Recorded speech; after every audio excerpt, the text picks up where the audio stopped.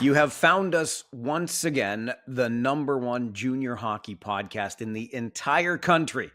Okay, I love the guys that do the pipeline show out west. Maybe it's the number one junior hockey podcast in the biggest province in the country of Canada. Okay, and if you're not subscribing yet, you're clearly not a big enough junior hockey fan. Hit that subscribe button, give us a like, a review, send an email anytime. OHL podcast at Rogers.com. My name is Mike Farwell. That guy over there is Dan Mahar. Why do we all love junior hockey? Let me just start this way. A 5-game slate in the OHL this past Saturday. What does it feature?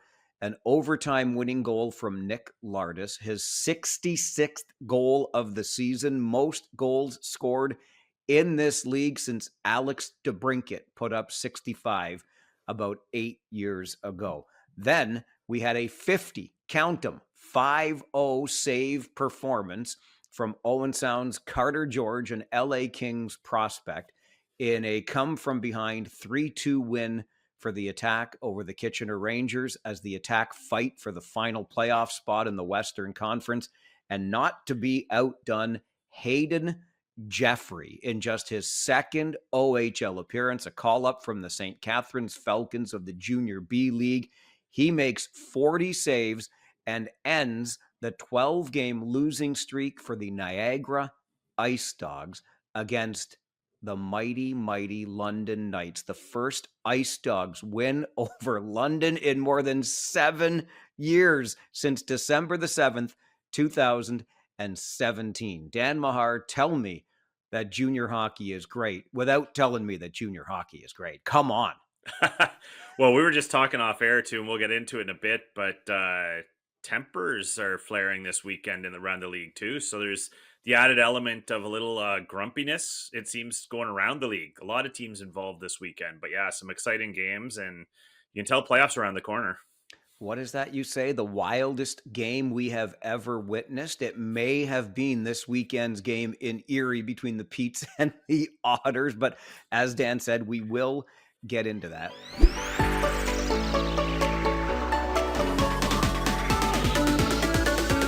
Looking back, Dan, at some of the feedback we received from last week's show. I mean, I just talked about why I think the OHL is so great, but maybe it's not as great as we think. David has some interesting ideas, if not criticisms, about where this league is at and where it might be headed, but we'll get to that in a moment.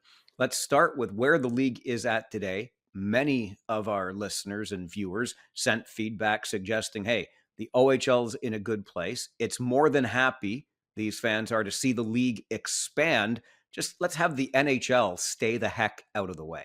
Yeah, a lot of the responses I've seen to the dynamic seem to talk about new models we could explore, new leagues we could try, super leagues, etc. Pretty much every proposal I see potentially makes things a little more flexible and palatable to the NHL. But very few make them better for the OHL, in my opinion. I understand that it's a two-way street, but let's ensure it stays a two-way street and that whatever happens is good for the OHL, because there's a pretty good product here, a lot of good teams. Let's work with the NHL, but let's not work just for the NHL, I think, is what I'm gleaning from a lot of these suggestions I'm seeing. Let's talk about how we can tweak it, but let's not serve the masters, if you will, because a lot of the proposals I'm seeing don't work fully for the OHL.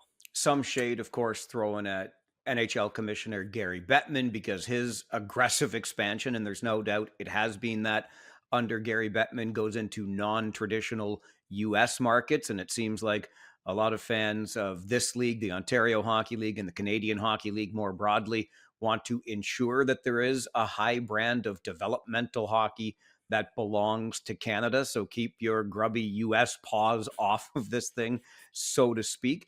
But when it comes to expansion itself, and I expressed a little bit of trepidation last week, Dan, around having come off that, Four Nations face off and seen the very best of the very best against the very best of the very best. I don't want things to be watered down too much, but I feel as though, upwards of 4 more teams could probably be handled pretty well by the Ontario Hockey League right about now. Yeah, I mean, and it depends a lot on how they get those four teams, correct? Like if you were just talking about having, a robust USHL, robust BCHL, robust all these other leagues flourishing, well, then you start to question is the depth of talent there. But I think we're seeing a little bit of a change for the USHL, and you feel for some of the franchises there, but just the ruling that the NCAA made means that players aren't going to have to camp in that league prior to reporting to the NCAA. So it's going to downgrade their league to some extent. So if that's the case, then there's more talent available to the OHL. It could easily sustain another couple, 2 to 4 teams, I think. Yeah, and I think that's right, Mike. I think for me, the sweet spot would be not to exceed 24. Just based on what we've seen in the NHL, you can't be too greedy and too imperialistic. There's also not necessarily that many markets that could sustain long term, but yeah, I think there's room. There's definitely room for a few more. And I feel I should qualify this with the reminder that we have no idea exactly what's going to happen. It certainly appears as though expansion is imminent in the Ontario Hockey League, whether the USHL becomes sort of a fourth CHL league with the dub, the O, the Q, and then the USHL becoming a US circuit, and there are 4 leagues competing for the Memorial Cup every year. I don't know what that looks like. It seems as though the BCHL may be on its last legs as an outlaw league, especially with the news that Penticton is going to abandon it and join the WHL. There are a lot of pawns on the chessboard right now. We'll see how it all shakes out. But one of the more interesting proposals that was shared with us via email to ohlpodcast@rogers.com came from David, who's an avid Wolves fan up in Sudbury, and he made some really interesting arguments, Dan, around as good as this league is, and as much as we love it, maybe everything's not perfect in the Ontario Hockey League. When you consider, for example, the National Hockey League, its draft is coming up in June. Each team has 7 rounds, so 7 selections, and then once it makes those 7 selections, it ends up with players in various places across the Canadian Hockey League. But let's even just look across the Ontario Hockey League. If they took all of their players from the OHL, they've got 7 of the prospects that they believe in, their top prospects, that are in widely varied developmental models, depending on which team they're playing for in the Ontario Hockey League, whether or not that team is in a go for it time of the cycle, what happens when the trade deadline rolls around.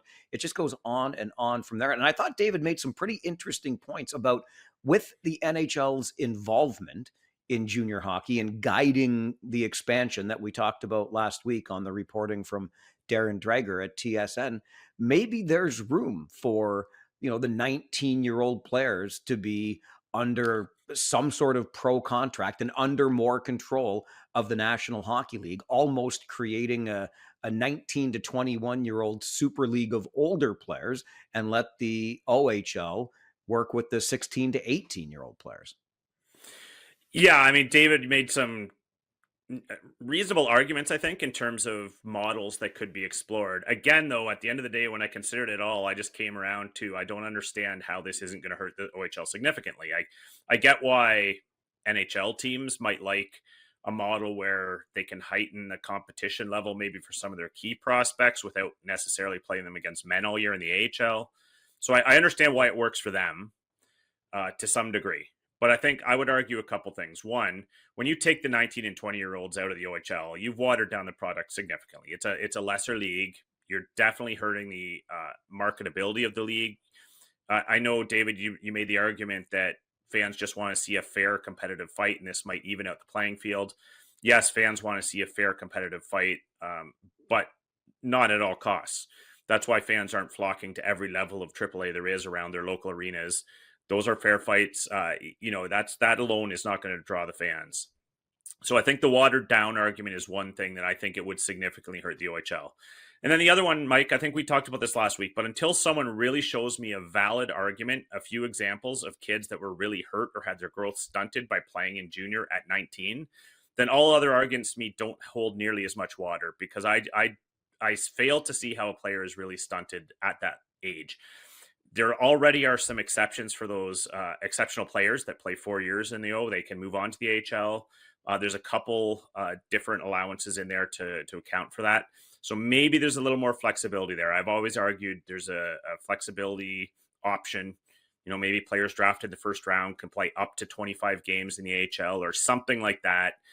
We can be a little flexible on that, but I do not agree with any model that's going to pull the top veteran players out of the OHL. I just think that hurts the league too much. That's not a give and take. That's a take. I like where you're coming from with those exceptions, maybe up to 25 games in the American League, etc. In fairness, though, what you and I are talking about is through the lens of OHL fans, and we want what's in the best interests of the OHL for obvious reasons. And I think David's most compelling argument was around this idea that, and it's been talked about a lot since the NCAA rule change, right? We're having kids and their families, in fairness, and their agents, in fairness, but making decisions at the age of 15 that will sort of lock them into one developmental path. Maybe there's a couple of developmental paths now, but still, we're doing that at the age of 15 when they sign that standard OHL playing and development or player and development scholastic agreement or development academic agreement. I'm forgetting the new language. Development scholarship. Yeah. Thank you. Development scholarship. So we're locking these players into that at 15 years of age. And that's awfully young to be making such a big decision for, say, the next 5 years of your life. So David's compelling argument, at least from where I'm sitting, is around this idea that when a player turns 19, or even when they turn 18, and then they look ahead to their 19-year-old season, why should something be legislated for them? Why should we make up rules for them? Why don't we just let them decide what they do next? Now, in my opinion, they would chase the money 99 times out of 100 and turn pro, which would again dilute and or hurt the Ontario Hockey League. But I think it's a compelling argument when we talk about kids at 15, no matter how much support they've got around them, making these pretty big decisions for their future hockey development. And then we create legislation around that really limits their movement to some degree when they become adults. Yeah, I think in principle, it sounds right, Mike. The issue I have is the framing or sort of perspective that the OHL and their franchises are these big bad franchises that mistreat their players in some way, or that it's a one-way street and these players make money for the teams and that's it. I think that 98% of players who have come through the OHL would tell you they had a great experience and were quite thankful to the franchise for everything they did for them in terms of getting them access to coaching, facilities, other development tracks. So I think it's very much a two-way street. And when you enter into this agreement, you're entering into this relationship with the franchise where it's in their best interest to do what's best for you, obviously. And of course, through that process, it will work out for them as well. So it's very much a mutual thing. I don't like when the argument strays down that path, Mike, because it always seems to come to this conclusion that these franchises are just locking these kids in and doing them harm. And so maybe all that's really needed, because we already know when something goes south and a relationship isn't great between a team and a player, those teams generally do their best to accommodate the player, either by finding them another spot in another league or trading them or accommodating them in some way. So maybe we just add some more flexibility in there. There's an appeals process. There's some arbitration. There's some out clauses.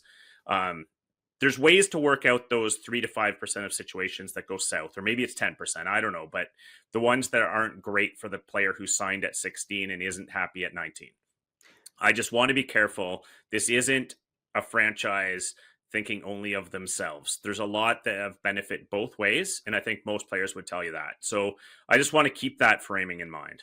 I agree wholeheartedly that it's a two-way street, and we have seen the Ontario Hockey League grow by leaps and bounds over the last 10, 20 years or so in terms of what each and every one of those 20 member organizations offers the players that play for it. So I think you're absolutely right about that. Randomly, but connected, I happened to have the opportunity this past weekend to have a conversation with Mark Howe. Yes, that Mark Howe, Hockey Hall of Famer, son of Gordie. And he talked about, now get this, he said, let me share a little bit of trivia with you because I know you cover the Kitchener Rangers. Back in 1972, he and his brother essentially went on a little tour to decide which junior hockey team they wanted to play for, which struck me as completely opposite what we see today, right? We're getting ready for the OHL draft in early April, about a month from now. No, Mark Howe chose his team, and he said the piece of trivia he shared was really liked what Kitchener had to offer. Love that arena. I was almost a Ranger, but I settled for the Toronto Marlboros instead. He ends up winning a Memorial Cup with the Marlies. But it just struck me, Dan, as so odd sounding that 50 years ago, and maybe it's because your last name is Howe. I have no idea, but 50 years ago, you and your brother are choosing the team you want as opposed to the other way around. I thought it was fascinating. Yeah, and you know what? This brings us to another point that was in the email we received from David, where talked about that fairness, that fans want to see fairness. And there was a, kind of a thinly veiled suggestion that certain OHL teams might have an advantage over others and get more access to talent. So your Howe story is apropos because let's not kid ourselves. Some of that still goes on. If you're a good enough player, have enough pedigree, you don't necessarily call all your shots. You can't necessarily strong arm into getting your way and landing in the right spot. But a lot of families, a lot of players and agents still pull a lot of strings behind the scenes to get into a situation they like. We see it happen all the time. So if there's ways we could tighten that up a little, like David referenced, that people would see a slightly more fair league where some of the outlier markets are not at a disadvantage. I don't know if that's possible. It's gone on forever. We know what goes on. I'm not sure there's a workaround because the league will always want those players in the league, as opposed to having them walk because they didn't get their way. So your story about the House, I think it's just a more prehistoric version of what we're still seeing today, but I'm not sure there's really too much of a workaround there. The good news is we are all invested in seeing the success of this league. We love it. That's what Dan and I are here for. That's why we love your feedback. Find Dan on X at his name, at Dan Mahar.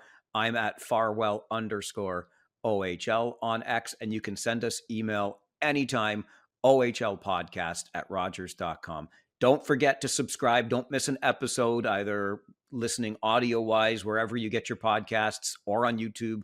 Leave us comments. We love the interaction because we want this league to continue succeeding. All right. As we move along, we've already alluded to the wildest games that we have ever seen, and maybe one just happened this past weekend in the OHL, and we are seeing your team too. Your weekly wraparound is coming up on this week's episode of the OHL podcast. It might not feel like it, but spring is right around the corner. Know how you can tell?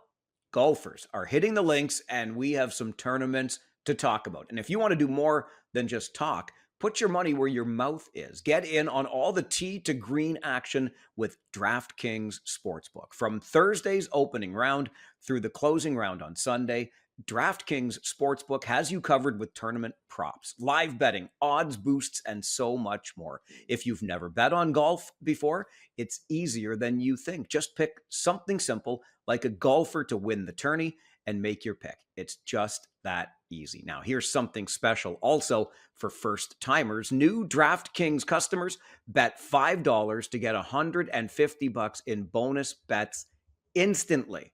Download the DraftKings Sportsbook app and use code THPN. That's code THPN for new customers to get $150 in bonus bets when you bet just $5.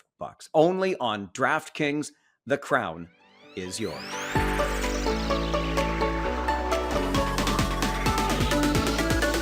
Well, Dan, I alluded to it at the beginning of this week's episode. We had some fun in the Ontario Hockey League this past week. So let's get into it on the wraparound. You, good sir, are on Eastern Conference duty this week. All right. Yes, I am indeed. And, Mike, there's lots of storylines, but starting with Barrie, I think first and foremost, I have to start with their heavyweight win over Kingston. And, when I look at the heavyweights in this league, when we started talking about this year, we thought it might be one of those off years where there weren't enough teams to compete with London. And we might have the opposite. We might have 6, 7, 8 heavyweights in this league. So Barrie with a huge heavyweight win over the Kingston Frontenacs. But when I look at the teams, Barrie strikes me as incredible depth, not really those elite talents that you're trying to curtail. I mean, Riley Patterson, their top guy, just at a point per game. They do it with depth, and they do it with depth at all positions, Mike. You're so right about that Eastern Conference. It's so much fun to watch all of those teams having the seasons that they're having. I'm just going to feel bad for at least two of them when the first round dust settles in about 3 weeks' time. All right, let's start on the Western side, where I will begin with the Erie Otters, who entered the weekend with a chance to clinch a playoff berth, but they needed a little help, including an 0-sound loss to Kitchener on Saturday. I already alluded that that loss did not happen. Erie, though, also needed to win both of their own games to secure the playoff spot, and they did not do that, dropping a 6-3 game at home to Flint for their sixth loss in 8 games. Now, they did bounce back with a big 7-2 win over Peterborough on Sunday, and the Otters will, of course, make the playoffs, but they have cooled off at the wrong time, and now they've got the Firebirds nipping at their heels for 5th place, just 5 points back. But Matthew Schaefer's a heck of a cheerleader, as I saw in that game. So That's true. They got a hype man. Yeah, moving to Brampton. So things are pretty good in Brampton right now. That team has points in 10 of 11 games. But how about the other Misa? Like, we don't talk about him as much, but Luke is steady as she goes. Almost about to eclipse his career high of 81 points. Should happen this week. In Flint, the Firebirds have reeled off 5 in a row to match their longest winning streak of the season. Flint also won 5 straight from December the 7th through the 28th, coming out of the Christmas break with a win. Now, during this stretch, the Firebirds have scored 24 goals, with Caden Petrie leading the charge. He's got 5 goals and 5 assists in his past 5 games. And as we enter a new week, the Firebirds will be looking to establish a season-long 6-game winning streak. Getting hot at the right time. Just going to say, peaking at the right time. Yep. So you talk about the luck of the Irish, Mike. Well, the Notre Dame Fighting Irish might be happy that they have Cole Brown's name on a commitment for next year. I look at his last 8 games in Brantford, 2 hat tricks and 2 2-goal games. That's another guy peaking at the right time. Dan, I heard a wild stat. 1 loss since February, I want to say 18th. It could have been 8th. I'm going off the top of my head. But bottom line is 1 regulation loss for the Brantford Bulldogs in, 5-6 weeks now. It's wild how well they're playing. Yeah, and you're going to have to beat him 4 in 7 games in the playoffs, so consider that. Absolutely. Okay, on the Western side, I slide on over to the Royal City, and it's a lack of finish for the Guelph Storm right now, as 11 of their past 14 games have been decided by just 1 or 2 goals. However, if you're looking for a bright spot with that Royal City bunch, look no further than Charlie Paquette. The 19-year-old had 7 goals in his first 28 games this season. He's got 23 goals in his past 30. And this is why those 19-year-old players make such a difference in this league. They really shade to poor Dan. He just had an idea for a super league, Dan. Come on. All right, well, Kingston, I'm officially awarding you heavyweight status. And this is because of all the tests you've been passing. And, even though Windsor came in and maybe outplayed you, this is what a veteran team does. They bend, they don't break. They find the goals when they need them. And a 4-2 win, big 4-2 win over Windsor. I know you went on to drop that heavyweight game in Barrie, but still down 3-1, battled back to tie it, gave up a couple goals late to lose it. But you're in every game, and you are going to be a tough out. You want to talk about heavyweight games, Dan? Like, isn't virtually every game in the Eastern Conference right now pretty much a heavyweight game? And think about this too. I talked at the beginning of this episode about the Saturday night that we had with just a 5-game slate, right? A Wildest 66th goal, great goaltending performances, Niagara and Owen Sound. And that was just on Saturday. The London Knights finished the weekend in Oshawa. Next, they get Brantford. Then they welcome Kingston. The beasts in the East are coming for the best in the West this week. It's crazy. I think there's easily 7 heavyweights in the league this year and 8 if you throw Brampton in there, which is valid. Absolutely. Okay, I'm looking at the home base for Dan and I in Kitchener, where Trent Swick, and remember, Trent Swick was passed over twice in the NHL draft, but he has signed now an entry-level contract with the Las Vegas Golden Knights. Swick has a career high in goals this year with 26. He is 5 points shy of setting a new career high for points in a season. Vegas took him in the 6th round last year, again, after he was passed over in the draft twice. And one more note from Rangers land. They picked up their 9th win last weekend when trailing after 2 periods of play, coming from behind to beat Sarnia. No other team has more than 6. Again, the Rangers, 9 wins this season when trailing after 2 periods. And Kitchener is the only team in the league with a winning record when trailing after 2. Living dangerously, but living. That's true. Dangerous is right. But boy, oh boy, this team is never out of a game, it seems. No, they are not. They compete. And speaking of competing, so you mentioned off the top, Mike, but I think it bears another mention in Niagara. St. Catharines Falcons netminder Hayden Jeffrey comes up and says, "Hey, kid, we lost 12 in a row. Get in there. We're playing London, number 1 ranked team in the country." So what do? 40 saves and snapping that 12-game losing streak with that 6-4 win over London. What a great moment for him. But it would also bear mentioning that Kevin He took the leadership reins that game as well. 3 goals and an assist. Stepping up when they need him. There's 2 players that brought Niagara out of the doldrums and hopefully turns that season around quickly. I was starting to wonder, Dan. You're right. Turns it around quickly. I was honestly starting to wonder because, losing can be a little bit contagious. I'm like, are they going to win another game before the end of the season? Like, things were going so bad. So hopefully that's the spark they needed. Absolutely. Yeah. In London, how about back-to-back 4-point Fridays for Sam Dickinson, who added another goal then on Saturday, picked up an assist on Sunday, and now sits at 75 points on the season. That is just 12 points shy of the Knights' all-time franchise record for points in a season by a defenseman. Who holds the record? I'm glad you asked. Evan Bouchard and Rick Corriveau share that record. Bouchard put up 87 points for London in 2017-18. Corriveau did it way back in 1990-91. So Dickinson needs 12 more points in his final 10 games to tie the record, 13 points in those 10 games to set a new bar for London Knights defenseman points in a season. Not to mention he instigated a fight with Van Vliet in that Niagara game as well. So he had a busy weekend. He sure did. He sure did. In North Bay, Mike, I just wanted to point out something that has quietly gone under the radar pretty much all year, and that is when you look at the leaderboard for goaltenders, Mike McIver is hanging around that leaderboard in pretty much all categories, and good for him in a year when his team is having a down year. He's there for them. I know he had a bit of a rough outing on Sunday, but he'll be right back at him because you look at goals against, you look at save percentage. He's right there amongst the leaders, 5, 6, 7 range in all categories. So Mike McIver quietly having a great year for North Bay.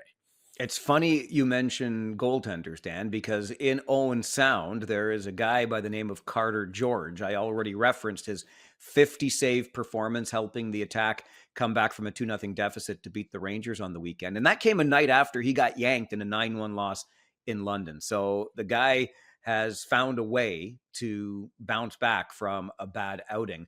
And when you look at the Attack as a franchise this season, or at least of late, it seems to kind of be feast or famine. They're fighting for their playoff lives, but picking up important points, winning 4 of 6 games. The 2 losses, though, 8-1 and 9-1. So when the Attack have lost in the last couple of weeks, they've lost big. Meantime, we've talked about him so much, but I just want to make it clear how close Pierce Bowie is to making really special things happen as a rookie. He is 5 points away from setting a new Owen Sound record for points by a rookie. Joey Hishin holds that record. He put up 47 points as a 16-year-old back in 07-08. And Bowie is also 6 goals away from Colby Barlow's rookie record of 30. Bowie, 25 goals, 43 points with 8 games to play. Regardless, having your name in the same breath as Colby Barlow and Joey Hishin and Owen Sound, you're doing all right for yourself, kid.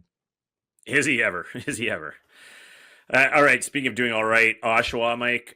So we talk about these heavyweights. They were my pick to win the East, and I'm just like, we saw them all weekend. We had a couple big games. They went goal for goal with London in a tilt that had all kinds of animosity, some leftover stuff from the last time those two teams played.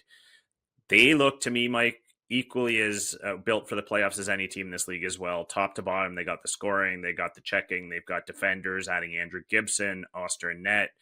The depth and balance that you need to make a long run looks to all be there in Oshawa, Mike, and they're starting to get in the trenches as well. So look out for them. Definitely a team that was mentioned at the beginning of the season as among the favorites in the East, and they are certainly carrying that torch through the season. Off to Saginaw. Is it possible at all to talk about the Spirit this year without talking about Michael Misa? No, that's the answer. So this time we talk about his goal that makes him the Spirit franchise leader in career points with 248, passing Ryan McDonough, who played 200 games with Saginaw from '05 through '08.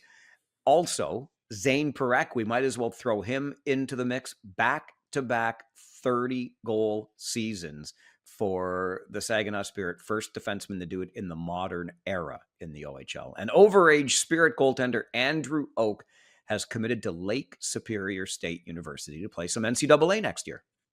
Very nice. Very nice. All right, nation's capital, Mike, Ottawa. So they've been competing lately, and finally had a big win at home. I think we saw the Windsor Spitfires were potentially going to clinch the division title with that Sunday afternoon win, and Ottawa said, no, we've got other ideas. Bust out to a 5-1 lead, gave up 3 quick ones at the end of the second. I thought, here we go, but then hung on through the third to get the win. And, looking at that Ottawa team, there was a lot of compete there today. It's a good sign for the future. You just wonder when Luca Pinelli graduates, are there going to be enough goals there next year?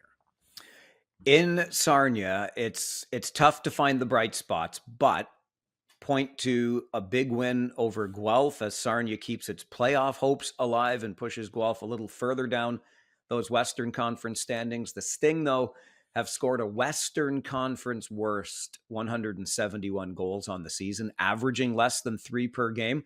Sarnia has also allowed the second most goals against in the West with 243, and they're the only team in the conference without a shutout to their credit this season. However, captain Lucas Fisher remains a bright spot.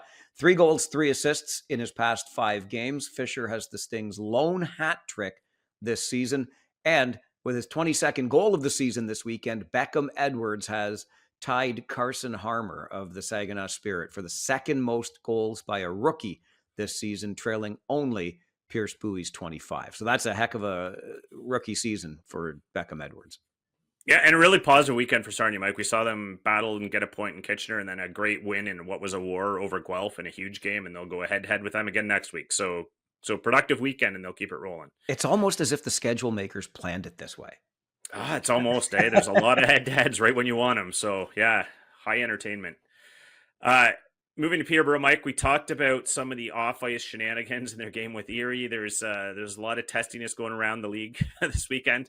I choose to focus on another little off-ice tidbit from Peterborough. I think in a second of 2 kind of tough years now in a rebuild, some season ticket holders were probably not thrilled to find out that season ticket price is going up by $90 to $100 next year. It's a tough sell after this. So, but these are the economics of the league. You got to kind of keep moving with the market and inflation. So up year, down year, sometimes the business side gets you. So stay tuned. Peterborough will get better, but not the news their season ticket holders were hoping for. Let's take a step further here, if we can, Dan, because I must confess to being an elitist who gets to go to every game using this great thing on my phone called a press pass. So I get to walk through a door without paying. But I go back to my early days covering this league, and Matt Duchesne was in Brampton in my early years. And, I remember talking to the president of the battalion organization. He's saying, I don't know why we can't get people to come and see Matt Duchesne for $20 here in Brampton, where they're going to pay 10 times that to see him in the National Hockey League next year. And I've always remembered it. I know I'm not telling tales out of school here. This has long been the argument for coming to see the game at this level. But I'm wondering, Dan, if it is getting prohibitively expensive for some people in this market. I mean, 4 tickets for a family, mom, dad, 2 kids, you're probably over $100. If you're going to throw some snacks in there for everybody and maybe you have to pay for parking, I don't know, but you're north of 150 probably on a night out, aren't you? Oh, easily, especially if you're hitting the snack bar. And that's why I've heard it a bunch recently, Mike, in the Kitchener market with families. I know that, not everyone's in the same economic circumstances. And when you buy 4 tickets and then you have to, get some popcorn and drinks and whatnot, you're in it for a couple $100 for one game, which is fine, but it might mean you don't do 2 or 3 games. it's just the reality for a lot of people. It's economic times are tough for a lot of people. And I buy the argument that why would you go to one NHL game when you could go to all the OHL games? That, like, I don't get that. But the people that can't afford either, it's starting to become a concern. Yeah, I get that. I still think you're getting great value for your entertainment dollar in the Ontario Hockey League, but not everybody has the same disposable entertainment dollars these days. That is for sure. Interesting stuff. And I'm glad you brought it up with what's going on there in Peterborough. I'll head north to Sault Ste. Marie, where we look at Charlie Hilton having recorded his first multi-goal game of his career. He puts in a pair in the Sioux 6-3 win over Sudbury. Now, those two goals also matched Hilton's production to date this season. So he's now up to 4 goals on the season.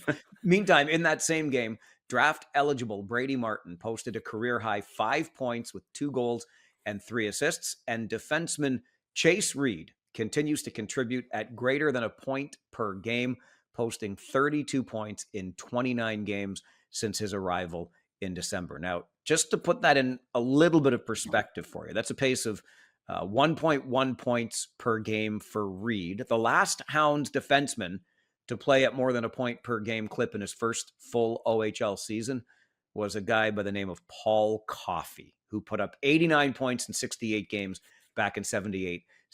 That's 1.31 points per game. And in fairness, Coffey was 16 years old, Reed 17. Yeah. But put him in the same breath. Let's just have some fun up there in the Sioux.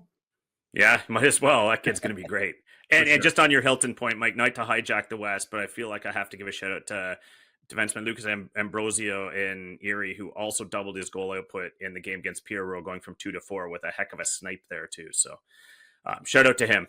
I'm going to wrap up in Sudbury, Mike, and that's with just a note that, I still feel like this team takes too many penalties. I think Coach Scott Barney did as well. Sat a couple players down, has a message this week, and what happens? They respond with a heck of a disciplined game against the Brampton Steelheads and come out with a 3-2 win. See, fellas, when you stay out of the box, keep it intelligent, keep it disciplined, you're going to be tough.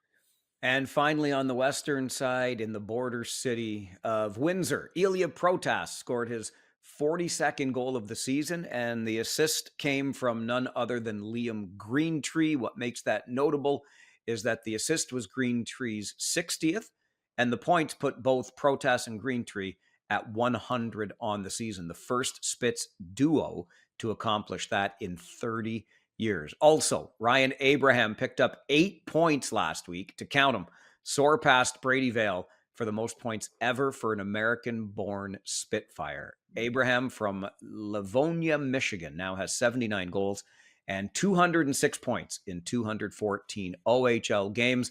Vale finished his OHL career with 200 points for the Spits in 264 games. So Abraham, the top scoring U.S.-born player for Windsor, and Protas and Greentree hit the 100-point mark on the same play. How about that?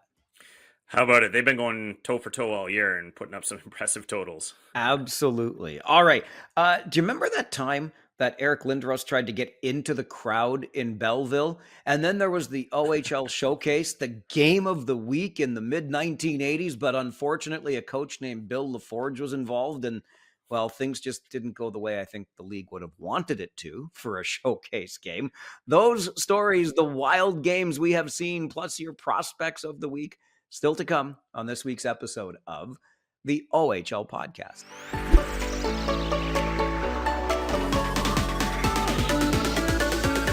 Well, Dan, you threw out an idea over our back and forth text messages this past week, and it was a great idea because it gets us reminiscing about some of our favorite times of seasons gone by. And wouldn't you know, as we prepare to sit down and record this week's episode, the Peterborough Petes and Erie Otters give us a little taste of games gone by in this league. It could have been Barry Melrose of the LA Kings and Pat Burns of the Toronto Maple Leafs circa 1993 playoffs, when Chris Millette and Rob Wilson, the coaches of Erie and Peterborough respectively, almost got at one another at the end of a period this weekend. Wild stuff in the modern OHL. Yeah, you don't see this much anymore, and people that haven't been around that long will think we're crazy when we say this stuff actually used to be more commonplace. But yeah, you don't see it very often. And this weekend, there was a lot going on. I saw Corey Stillman, very angry coach behind the Guelph bench this weekend as well. And so you never know what's going on at ice level, what's being said. But tempers were up. I don't know if there's a full moon, Mike, but it was a heck of a weekend. It certainly was. So when you think back on games that stand out to you, Dan, as a little wilder than most, what's the first one that comes to mind? Uh, can I cheat and do two? Of course you got. You know what? I'm hoping you do because I've got two I wanted to share as Okay. well. So we'll alternate. You start. Okay, I'll start. I'll be quick on the first one because it was just a funny memory. And just a quick note. So it was actually Brett Lindros I was referring to, of the Lindros brothers, who I was at a game in Belleville. Tensions were high between Belleville and Kingston, heated rivalry. And of course, Brett Lindros was doing his thing, a couple fights on the ice, just being a freight train all over, drawing the ire.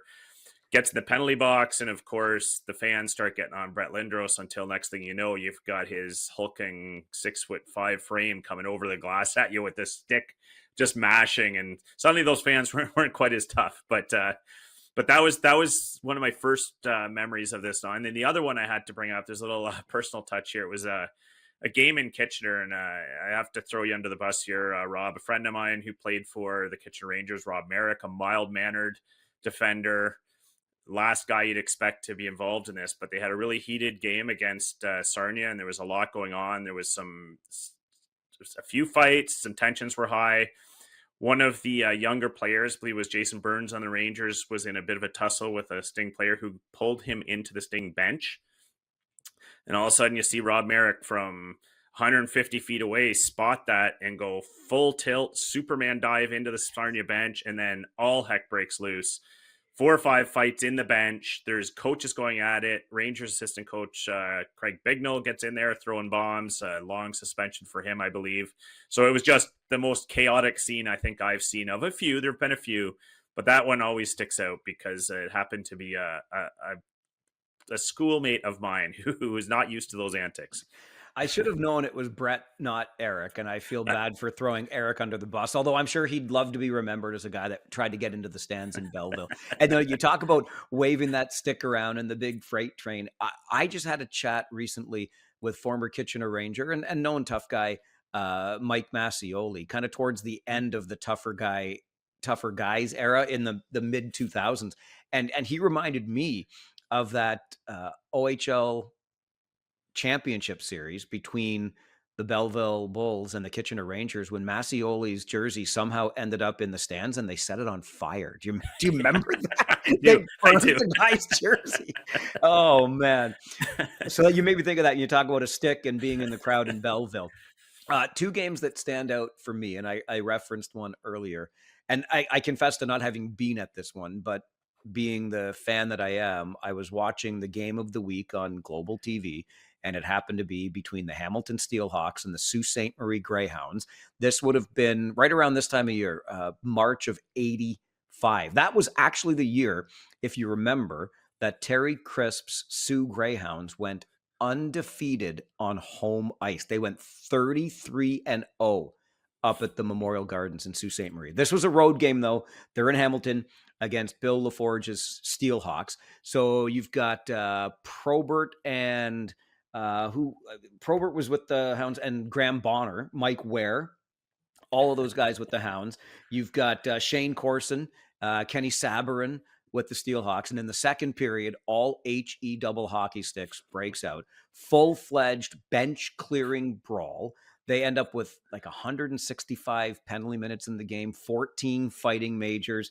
How many guys? 10 guys were given game misconducts in that game, and LaForge ended up getting suspended for the rest of the season for, I guess, apparently in the eye. Like I could picture David Branch's like eyes bugging out of his head. This was early days. He was less than 10 years in the role as OHL commissioner. You've got your showcase game of the week, and it's almost like the punch up in Pastani at the World Juniors, and you have to turn off the lights, right?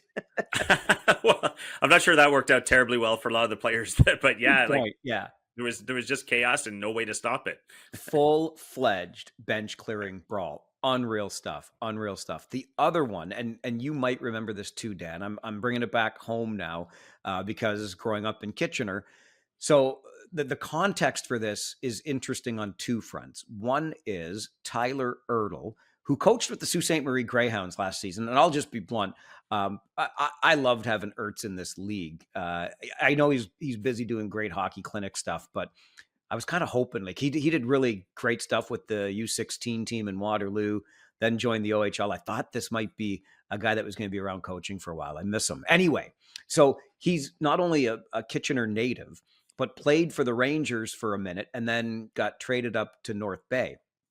And in the 89 playoffs, North Bay was the 6th seed, 30 plus points behind the Rangers, the 1 seed that year. And Tyler Ertl, the former Ranger, and the North Bay Centennials at the time knocked the Rangers off in 5 games. It was, I'm sure to this day, if you ask Ertz, he'll tell you it was one of the highlights of his junior career. Well, so the two pieces of important context here are you've got a Kitchener native and a former Ranger playing for North Bay, and then North Bay knocks off Kitchener in the first round of the playoffs with a massive upset. The following year, as luck would have it, the teams meet again in the playoffs. And the first game, the Rangers win it 8-1. It wasn't yet 8-1. It was 6 or 7-1 at the time. But this is game 1 of the playoffs. And I don't know if you remember this, Dan, but Tyler Ertl, the former Ranger and the Kitchener native, runs Rangers goaltender Mike Torkia. What makes this story even, and then of course, you know what he's got, let me see, Darian Hatcher on the ice with him, the Antosky brothers, like and Ertl will tell you in his own words, he was and or is a rat. So he did what he had to do. And with the team losing and Mike Torkia, all-star goaltender for the Rangers, doing all-star goaltender things, the idea was, okay, well, we got to send a message here before this game is over. We're going to run the goalie. What makes this even more interesting is both Mike Torkia, and Ertl have been on this podcast before. I'll encourage you to go back and find the episodes. Just look up the OHL podcast with Mike Torkia or the OHL podcast with Tyler Ertl, because they both tell the story from their perspectives. And the gist of it from Tyler's perspective is Bert Templeton, the Centennials head coach, calls a timeout and basically says, here's what's going to happen. He puts Ertl on the ice with Hatcher and the Antosky brothers and says, Ertl, you're going to run the goalie.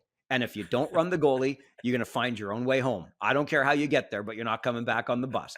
So basically, Ertl said to his buddy, Mike Torkia, like, this is going to happen, and dumps the puck into the corner and didn't go anywhere near the puck. Just went straight for the goaltender, ran him, and all heck breaks loose, to the point that Ertl needed a police escort out of the Kitchener Memorial Auditorium after that game. That was one of my all-time. I remember being there for that one, Dan, and oh my goodness, that was good old-fashioned. So that would have been the 90 playoffs, the 89-90 season, the season the Rangers went on to play Oshawa in the Memorial Cup. But man, oh man, those were some good times. Yeah, and you know, just full disclosure, I lived literally a stone's throw from Tyler Ertl growing up, and he was, 4 or 5 years older than me. I tried to get revenge for the city of Kitchener. I tried to run him back, but I ended up on my back in a lot of snowbanks for that, and we loved it. It was incredible on those outdoor rinks. But I do remember that, and I do remember the Warrior Rick Elaine on Kitchener's D at the time had some titanic battles with those Antosky brothers. It was different times, Mike. I think if a coach were caught ordering that now, we might not see him the rest of the year. There's no question. We might not see him again for the rest of his junior hockey life. Like, he might go coach somewhere in Siberia, but that would be about it. All right, just to tie a bow on our weekend of games, the big battle in Oshawa, the London Knights get a hat trick from Easton Cowan, including the winner in overtime, as London comes from 3-2 down to knock off Oshawa 4-3. So the hill gets a little harder to climb in the Eastern Conference for the Gens as the Brantford Bulldogs continue to set the pace. But boy, oh boy, what a great weekend of action we had in the league.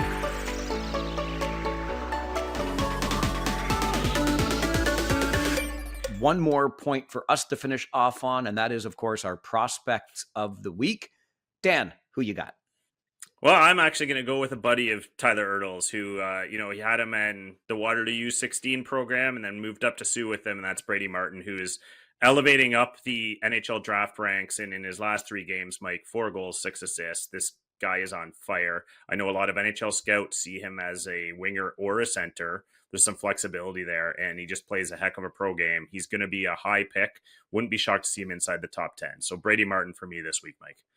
It's going to be a lot of fun to watch the draft this June because for us, of course, Martin's a local kid from the township of Woolwich, which is part of our region of Waterloo where we live. And you're right, he's going to be a high pick. He already has that pro style to his game.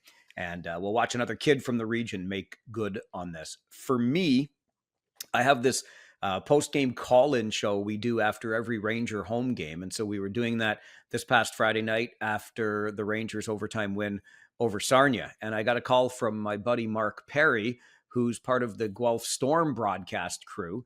And he had just watched the Flint Firebirds knock off Guelph 5-3. And Perry said, Farwell, I'm going to do your homework for you. Your prospect of the week should be Jimmy Lombardi, who scored his first career hat trick in that win over the Storm.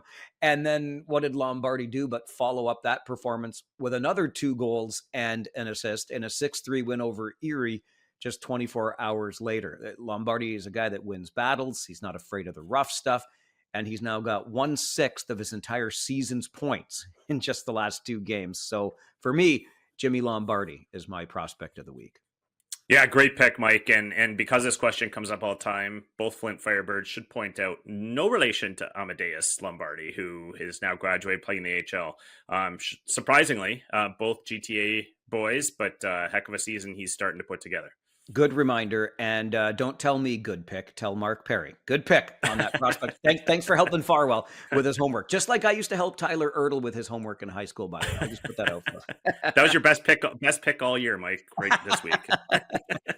All right. A reminder that we love it when you get in touch with us here on the podcast. Drop a comment, send an email, tag us on X. You'll find Dan at his name, Dan Mahar, or me at Farwell_OHL. The email address is ohlpodcast@rogers.com. And we will be back in 1 week's time right here on the OHL podcast.